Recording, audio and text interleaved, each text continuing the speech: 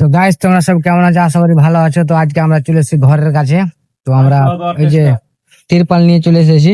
তিরপাল এখন এই ঘরের মধ্যে দিব। চলো কিভাবে তিরপালটা আমরা দিচ্ছি তোমাদেরকে দেখাচ্ছি, ঠিক আছে বন্ধুরা? তো চলো কিভাবে দিচ্ছি তোমাদের দেখাচ্ছি। ওকে, ঢোড়া লোক ঘরে।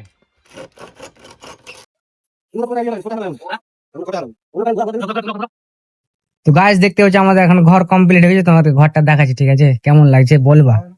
এই যে আমাদের ঘর এখন এটা এটা ঘরের তলাটা। এই যে এখন বান্দামাটি চলছে।